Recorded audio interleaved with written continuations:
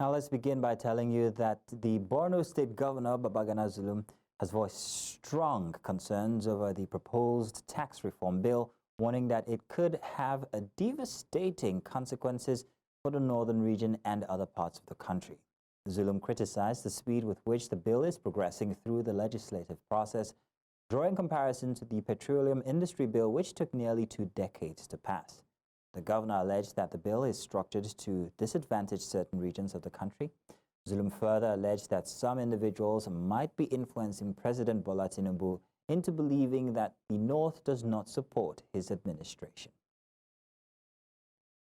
And the Nigerian National Petroleum Company Limited, NNPCL, says the Port Harcourt Refinery Company, the PHRC, has not yet commenced bulk sale of or opened its purchase portal, as essential processes are still being finalized.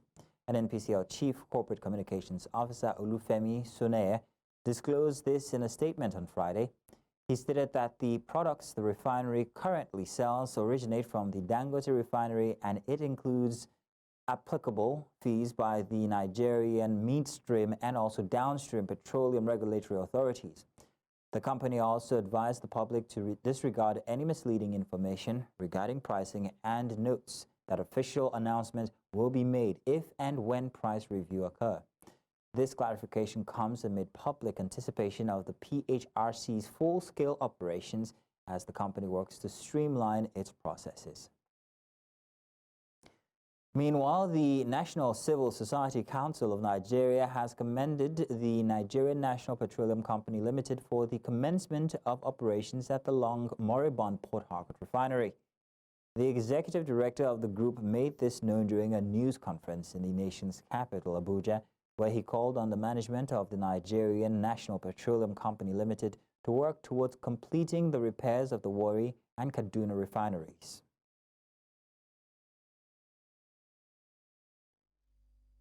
The Port Harcourt Refinery impressive operational capacity of 70% is a testament to the tireless efforts and unwavering dedications of the NNPCL Limited.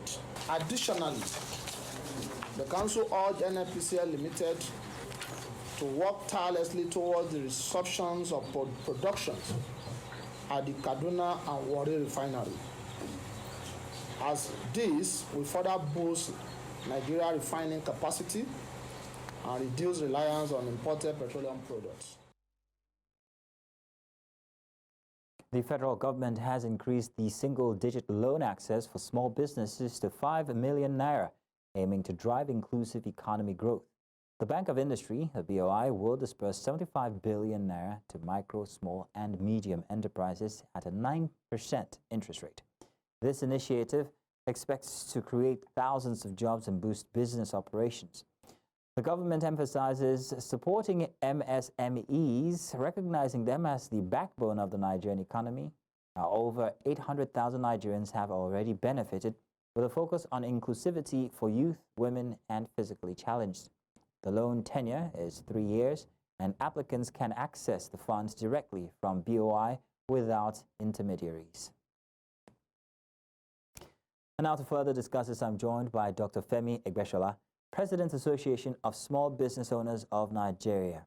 You're welcome here, sir. Now, Femi, thank you very much. Thank you for having me. You're welcome. Now, how do you think the federal government's decision to increase single-digit loan access for small businesses to 5 million naira will impact the small business community in Nigeria? And also, while you're at that, what effects do you anticipate will be most significant?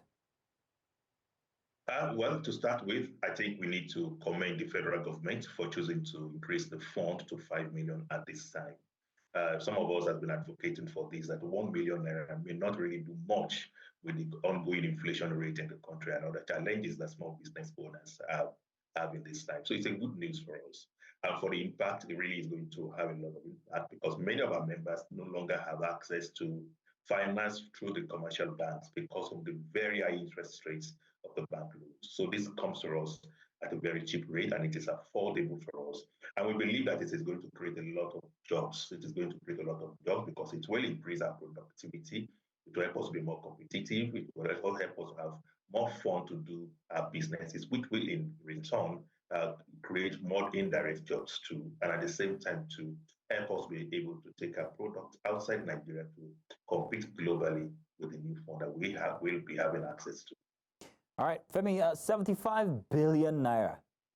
Can you share your thoughts on the Bank of Industry's plan to actually disperse this amount, 75 billion naira, to micro, small, and also medium enterprises at just 9% interest rate, and how this might influence the growth of small businesses in the country? That's the only way. That's the only place for now that you can get 9%. 9% is very attractive when it comes to funding to small business owners, and I'm sure that many small business owners would like to take advantage of it. But then we must also understand that this has some hurdles along the line. You will discover that many intervention funds from government most times do not have the expected impact over time. And this is because most times the real beneficiaries are supposed to get the fund may not really be able to get the fund. Some of us have been trying to get the loan application portal open over time, which is already challenged at this point. If you go to the portal now, the website, the link is not opening for application. And you also discover that there are other documentation that are required in the process that may be difficult for some of the small business owners to be able to access. You also note that in the population of 40 million small business owners, a loan for a beneficiary of about 75,000 business owners is a far cry compared to the population, which may not really have the expected effect that we wish it to have overall. Again, too, we have been advocating that it is important for government to collaborate with the critical stakeholders when it comes to policies that has to do with the MSMEs. We would have expected government to engage key stakeholders in the MSME ecosystem to co-create and co-hold this intervention fund together so that we can easily monitor the performance of the loan and eventually see how we can take lessons from it and compare notes with other countries that are doing intervention and get better results beyond what we have been getting before now. Yes, it's a good platform for us to get loans up to 5 million at 9% interest rate, but at the same time, we need to also look at other critical areas that needs to be considered for us to have key metric performance indicators to show that this loan is actually being able to impact effectively on the sector that it should be. While we're monitoring these metrics, what about accessibility to these loans? How easy would it be for these small businesses to actually access it? It's not really easy to access the loan, as it has always been in the past. When it comes to government grants, it's easy to access. But when it is loan, it is very difficult because, like I did mention the other time, some of the documentation required are not accessible and affordable for quite a number of small business owners. You know, many of the small business owners are in the informal sector. If you look at it today, among the 40 million MSMEs we have, 85% of them are in the informal sector who are not yet structured. So it is difficult for them to meet up with this. And you would wonder that most times intervention programs like this, a lot of the loan is still in the pocket of the funders because it is not accessible. We are looking beyond just raising the fund to 5 million, but making it also very more accessible to the entrepreneurs that need this fund. And one way to go about it is to also work with business membership organizations. We believe that the business membership organizations have the details and the people that are in entrepreneurship that are forming businesnesses, and will be able to support government in generating those who are real business owners. Most times, this fund goes to the hands of those who are not real business owners. We call them political business owners at the detriment of real business owners. So we need to begin to look at how to plug all these gaps so that eventually the expected outcomes of governments will be met, such that businesses will be able to grow and thrive with this loan, and will also increase employment and create more jobs. And at the same time, be able to scale businesses to the point of exporting to other countries, generating more funds for government, and building the structures that is binding the MSME sector, which is the engine of growth of the economy. Now, Dr. Egbeshola, I see here that over 800 Nigerians have already benefited from this initiative. So with a focus on inclusivity for youth, women, and also physically challenged, how do you think this focus on inclusivity will impact the small business community? And what opportunities or challenges might also arise from the approach? Yes, really, the youth, the women, and the physically challenged are those that are most vulnerable. So, for the fact that this funding policy is recognizing this particular subsector and is ready to cater for their needs by including them in this list, is a welcome development. And I think it will also help them to be able to grow. They have it very challenging to access funds. They have it very challenging to also be able to grow their businesses over time. And these are the sector we need to be looking at and how to support them. So, to us, it's a welcome development. But even beyond that, we should make it affordable and accessible to them. This particular, the youths, many of them are in the startup stage of their businesses and may not be able to have some of the documentation that government requests, like according to the application portal for this particular loan. We will encourage government to look at how they can ease off this documentation process and be able to make it possible for this particular focused group, the youth, the women, and particularly the physically challenged ones, to be able to come on board and actually see the benefit. Then talking about the 800,000 you mentioned, we would also want government to be more transparent about beneficiaries of any form of intervention they do. They should be verifiable, and there should be ways and manner that key stakeholders can verify some of these claims. Yes, we have had that 800,000 people have benefited, but if you ask me from our own point of view, in our own association, it's still a very far cry from the announced figures. And we should be part of those who will be monitoring and evaluating any of this process, particularly when it comes to funding for MSMEs, because we are key stakeholders in the ecosystem. Well, Dr. Femi Egbeshola, I want to say thank you very much for joining us with your expert opinion on the matter. Thank you. Thank you very much for the opportunity. You're welcome. We're now going to a short break, and when we get back, court grants ₦1 billion bill to 109 foreign nationals over cybercrime. The details when we return. Welcome back. Now, the Yobe State government and labor unions have agreed to implement the new national minimum wage of 70,000 naira, effective December 2024.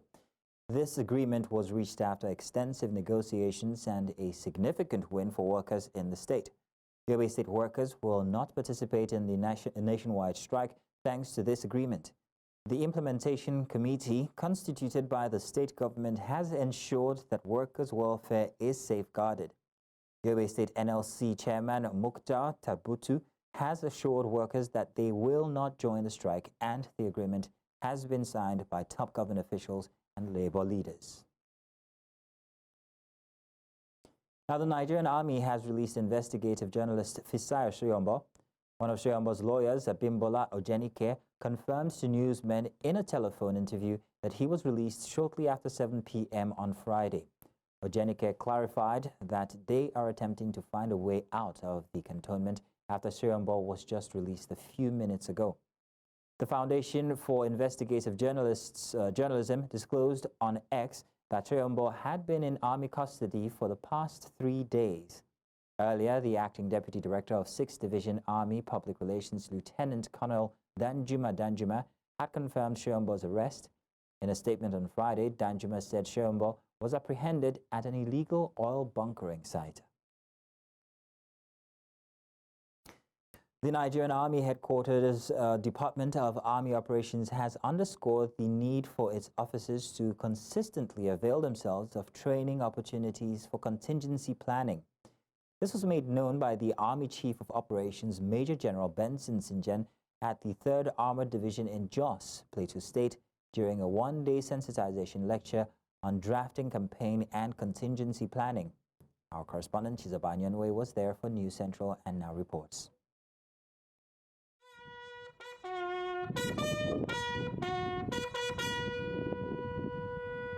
With the rate of insurgencies in some parts of the country, coupled with the devastating toll it takes on members of the public, one may not be wrong to call for more training such as this in order to further equip officers and men of the military in combat readiness through such non-kinetic measures. Organized by the Nigerian Army Headquarters for officers of 3 Armored Division and Operation Safe Haven, the Chief of Operations Army, represented at this event, says this exercise aims at ensuring combat readiness for Army officers. We normally develop them for exigencies, in case of the unforeseen. So it tells you your units and formation what to do when the unforeseen happen, and it prepares their mind towards any eventuality. And also we could have a contingency plan for disaster, for even for election. We normally have contingency plan, and also security of the barracks and the area of your responsibility. The host, the General Officer Commanding 3 Armored Division and Commander Operation Safe Haven, Major General Abdusalam Abubakar, says the essence of the seminar cannot be overemphasized. Our security environment is fraught with complexities arising from asymmetric threats like terrorism, insurgency, kidnapping, banditry, amongst other multi-dimensional threats. Therefore, the significance of today's lecture cannot be overstated because the concepts of contingency and campaign planning are quite pivotal to achieving success on the battlefield and in maintaining national security.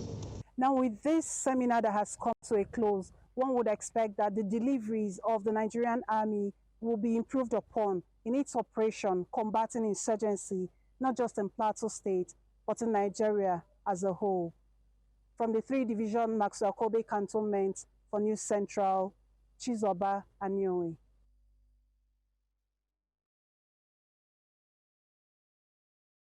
Now, the Federal High Court in Abuja has granted bail to 109 foreign nationals from China, Malaysia, Indonesia, Vietnam, the Philippines, Brazil, Myanmar, and Thailand, all arrested by the Nigerian police over allegations of being complicit in alleged cybercrime, hacking, fraudulent gambling activities, and other bordering on national security implications.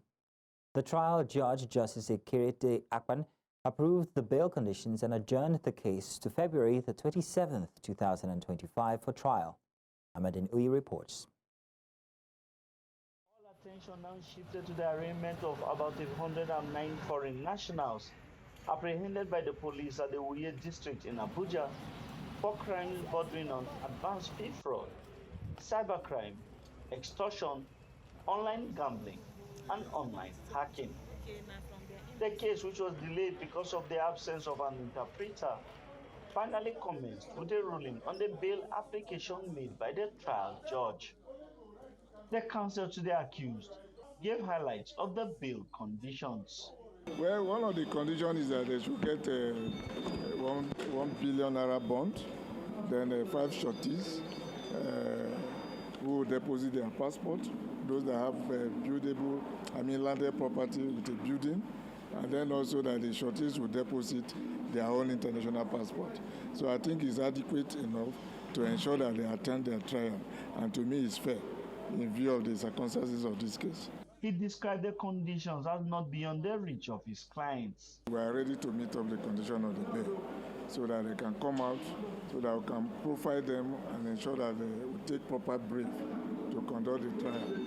It's a fair bail condition. With the trial finally adjourned to February the 27th, interested parties in the case will be hoping that it is concluded speedily. In Abuja for News Central, I am Ahmadin Uyi.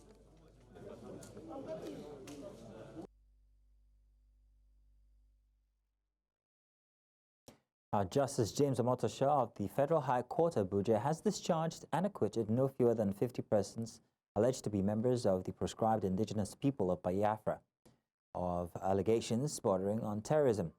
Delivering judgment, Omotosho held that the Nigerian police force failed in its entirety to establish a case against the 50 defendants, including 4 women.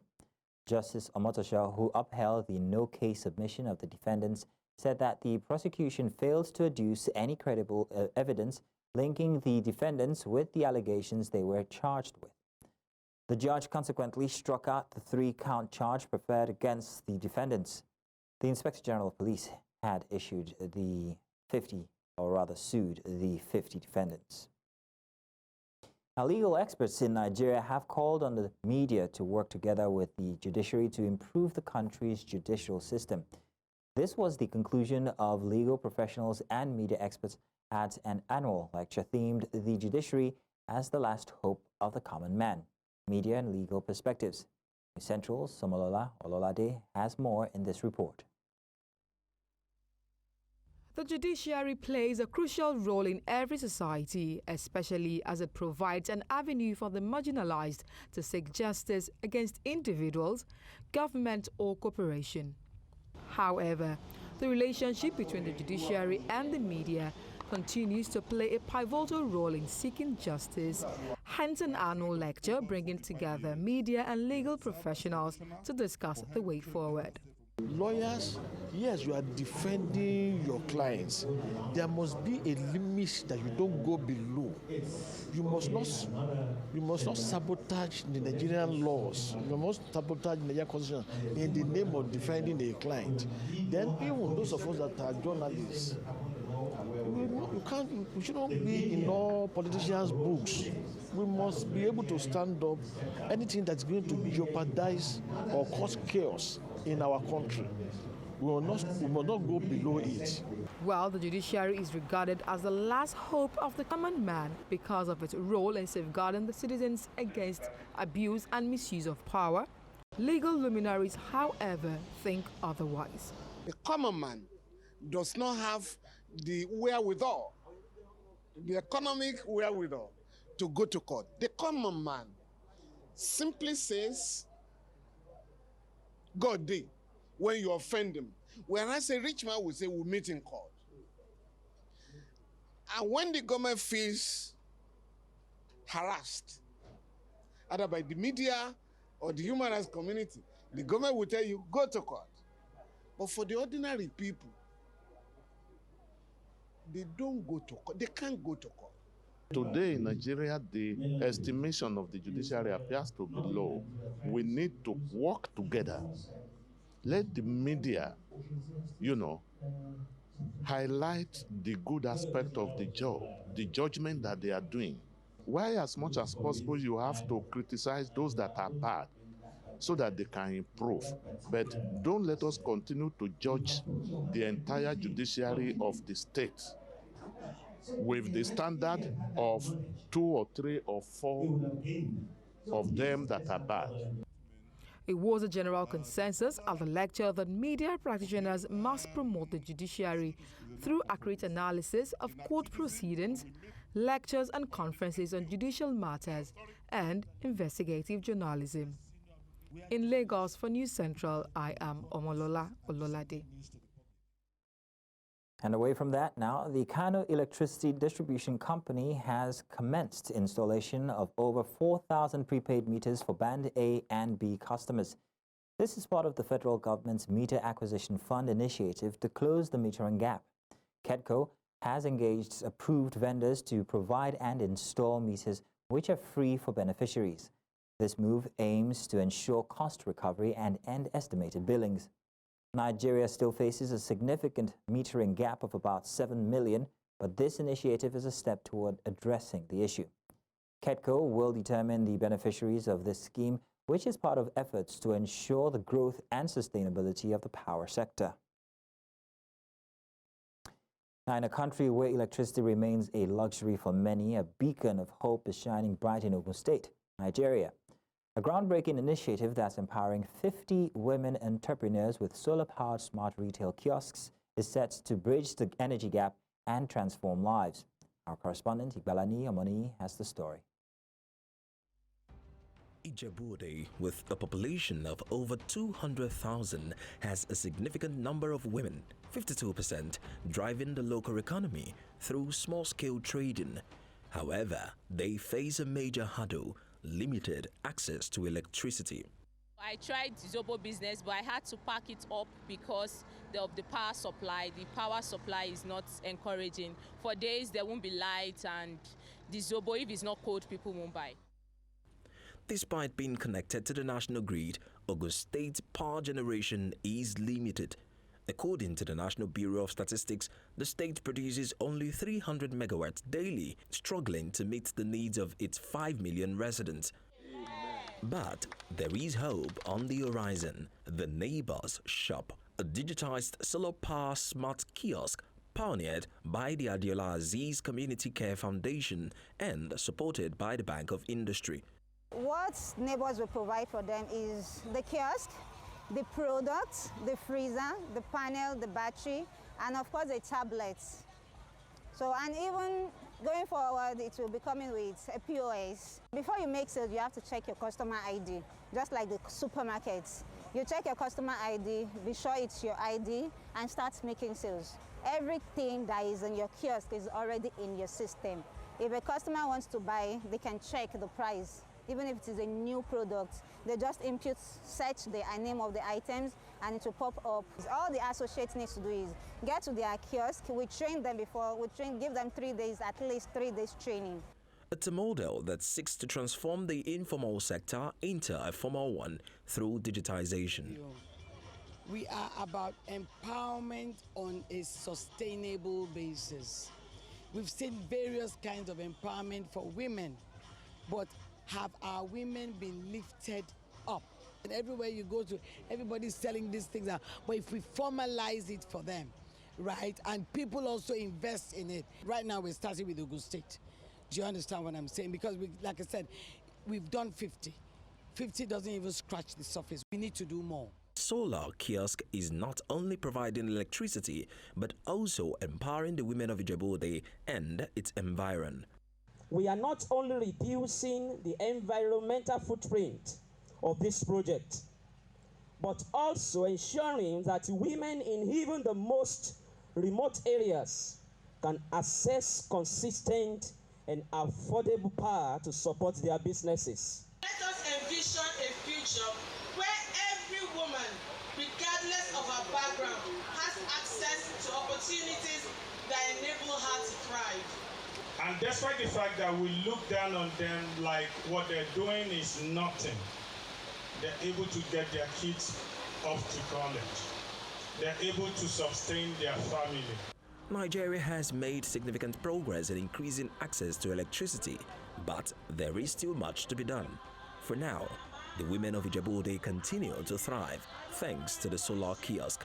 Would you be considering going back to your civil business now? Of course, I will, as long as it's part of what they supply to us at the neighbor shop. So I'm glad to be back.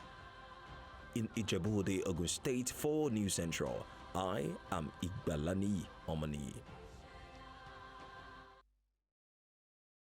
To health matters now, health experts in Nigeria have called for increased funding to combat the scourge of malaria, which continues to plague the continent. They say that malaria remains one of Africa's deadliest threats, with the World Health Organization reporting that the continent accounted for 95% of global malaria cases and 97% of deaths in 2022. Central's Joshua Himarayi has the details. In the World Health Organization report in 2022, Africa accounted for the highest cases of malaria and deaths affecting infants. The report, which says that the hardest hit countries with the most numbers of fatalities are Nigeria, the Democratic Republic of Congo, Uganda, and Mozambique, reveals that the continent has 95% of global malaria cases and 97% of deaths from the illness. These alarming statistics inspired one Nigerian, Amina Ejiofor, to join the fight against malaria after a traumatic experience with her son's battle with the disease. It is important to note that nearly 80% of deaths in the African region were among children under the age of 5. The above statistics are grim and very scary. Having witnessed firsthand the devastating effects of malaria, both within my immediate family and in our communities, we are emboldened to use the platform of the foundation to contribute towards the control and mitigation of this terrible disease. Experts were assuring of the safety and effectiveness of the newly approved malaria vaccine through their support behind the call by the World Health Organization's call for African nations to embrace the use of vaccine. I would like to assure you that the vaccines are safe. We trust that our government will not bring what isn't safe into the country. So for them to have accepted these vaccines, then that means that there's a large margin of safety associated with the vaccine. Suffice to say that getting the malaria vaccine published has been going on since 1960. They are also calling for increased funding from the government and international organizations to support malaria control and mitigation efforts. In Abuja for News Central, I am Joshua Imarai. Welcome back. Gabon's Constitutional Court has validated the referendum results with 91.64% of voters approving the new constitution. This clears the way for a presidential election in August 2025, as promised by the military rulers. The new constitution establishes a 7-year presidential term, a strong executive power, and a ban on dynastic transmissions of power. I beg your pardon. Now, the court's validation marks a significant step towards a return to civilian rule, ending 55 years of Bongo family's rule.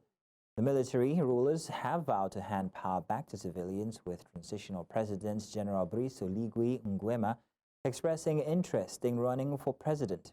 The validation process was observed by local associations and the United Nations, with no major incidents reported.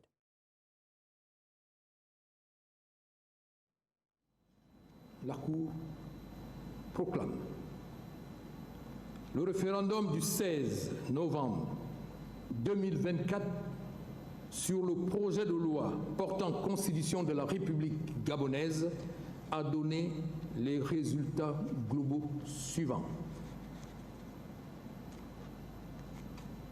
Inscrits 853 028. Votants 462 166. Namibia's opposition leader Penduleni Itula has expressed concerns over election irregularities, but believes the process should be seen through before determining next steps. Logistical and technical issues have caused long queues and some voters to abandon their attempts to cast ballots. The election authority has extended voting until Saturday. Itula has called for calm and urged citizens to stand firm to ensure their democratic rights to choose leaders. Opposition parties are in talks to find a common stance while not ruling out protest marches. Itula emphasized caution and adherence to legal boundaries. He'll inform the public about appropriate actions and timelines. The elections have been marred by controversy, with the ruling SWAPO party facing challenges from opposition parties.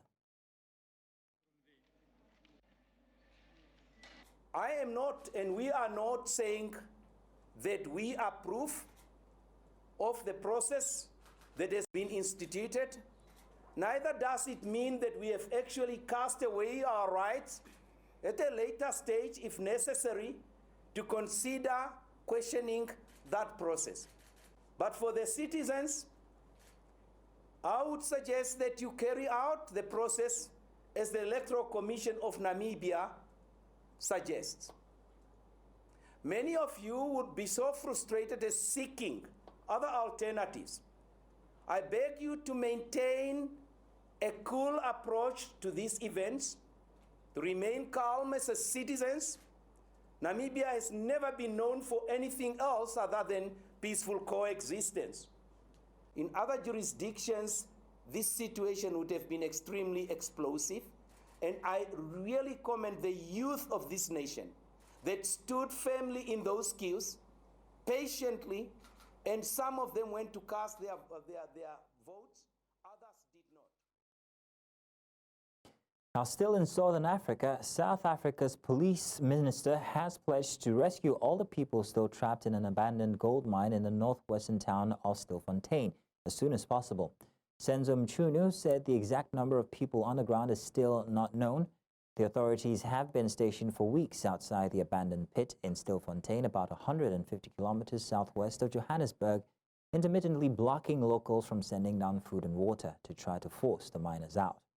The operation has triggered outrage, with some fearing that the men could be starving or even dying underground.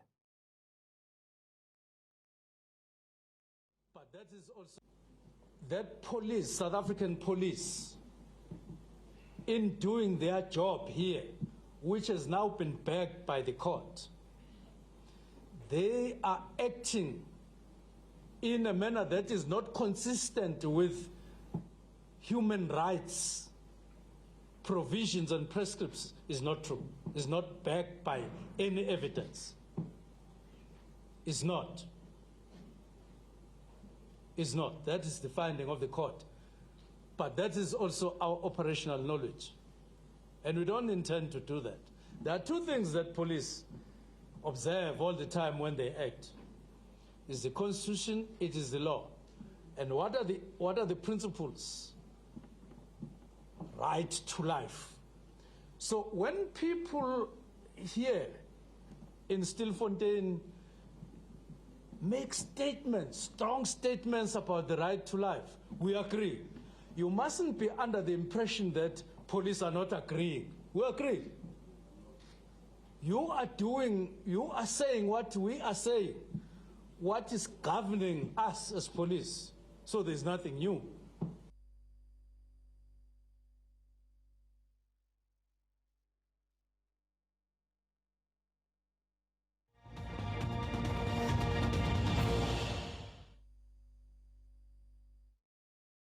Georgia's President Salome Zurabishvili expressed solidarity with a resistant movement protesting the government's decision to delay EU membership talks. Thousands rallied against the ruling Georgian Dream Party's decision, which contradicts the EU accession procedure. Zurabishvili, at odds with the ruling party, called for unity until Georgia achieves its goals, returning to its European path and securing new elections. The protests come after the government announced it would abort efforts to start EU accessions negotiation until 2028, sparking opposition and public outcry. მე შემიძლია დღეს ვთქვა, რომ წინააღმდეგობის მოძრაობა დაწყებული არის, დაწყებულია თქვენს მიერ, არავის მითითებით, არავის მოთხოვნით, სპონტანურად, შვიდობიანი და კონსტიტუციური წინააღმდეგობის მოძრაობა, რომლის მეც ვარ სოლიდარული, მთლიანად თქვენს გვერდით ვარ და ჩვენ ვართ ყველანი ერთად, სანამ საქართველოს არ მიაღწევს თავის მიზანს, დაუბრუნდეს თავის ევროპულ გზას, მიაღწიოს ახალ არჩევნებს და მიაღწიოს იმას, რომ თავისი მომავალი იყოს ერთხელ და Jihadist rebels led by Hayat Tahrir al-Sham have seized control of most of Aleppo city, according to the Syrian Observatory for Human Rights. The rebels launched a successful offensive against the Syrian government backed by Iran and Russia on Wednesday. Russian warplanes have since intervened, conducting airstrikes on Aleppo for the first time since 2016. The conflict has resulted in 311 deaths, including 183 rebels, 100 government forces and 28 civilians. The situation remains volatile, with ongoing clashes and airstrikes. Aleppo, a city of 2 million, was once Syria's manufacturing hub and has been a key battleground in the country's civil war. الحمد لله رب العالمين الحلم صار حقيقة يا رب يا رب عبال حمص يا رب يا رب أنا حمصي واليوم جاي على حلب ونحتفل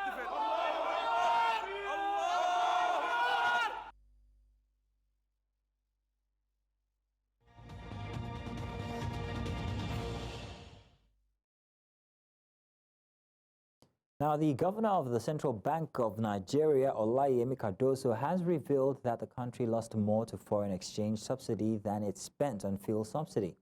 According to him, Nigeria lost around 6.2 trillion naira to harsh foreign exchange policies and subsidy in the year 2022, compared to 4.5 trillion naira that the country spent on fuel subsidy in the same year. Speaking at the 2024 Bankers' Dinner, Cardoso described foreign exchange subsidy as the real elephant in the room. He highlighted the CBN's recent efforts to address inefficiencies in Nigeria's FX markets by unifying the country's multiple exchange rates. The reform, he noted, has eliminated market distortions and resorted to transparency, creating a more predictable environment for businesses. And Eskom says the generation recovery plan in South Africa continues to show promising outcomes, with load shedding successfully suspended for over 8 months since March 26. The power utility says this achievement is attributed to ongoing structural enhancements in the coal-fired fleet, which are driving economic growth and bolstering energy security. Eskom's spokesperson Daphne Mokoena says the recovery plan has resulted in year-on-year diesel savings of over 17 billion rand, which is approximately 71.9% less than the amount spent during the same period last year. Mokoena added that with an available generation capacity of 29,128 megawatts and a peak demand forecast of 25,809 megawatts for tonight, Eskom remains on track to meet electricity demand. By Monday evening, an additional 2,065 megawatts is expected to return online.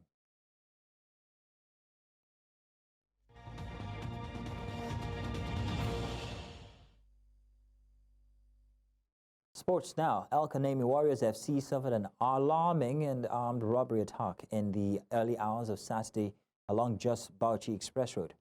Our players and officials of the Nigeria Premier Football League side were on their way back to Maiduguri from Lagos. The team had played Ikorodu City in a matchday 14 NPFL encounter in Lagos where they lost 0-2 to their host. On attack, the armed bandits made away with valuables including phones and cash, leaving some players and officials of the Borno State team injured. The injured were taken to a nearby hospital in Bauchi for treatment. Consequently, it is highly likely that El Kanemi's matchday 15 NPFL match up against visiting Bayelsa United in Maiduguri on Sunday, 1st December 2024, could be rescheduled due to the incident.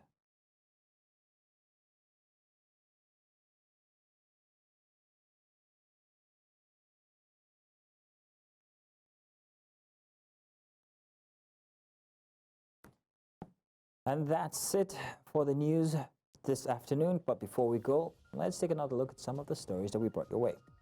Governor Zulum warns tax reform bill will have negative consequences for the North. NNPC says bulk sale of fuel yet to begin in Port Harcourt Refinery. And we also told you that Namibia opposition leader urges citizens to stand firm in the face of electoral irregularities. My apologies. Now, do remember you can watch News Central live on DSTV channel 422, Star Times channel 274, Evo TV, and of course on YouTube. Many thanks for watching. My name is Mazino Appeal.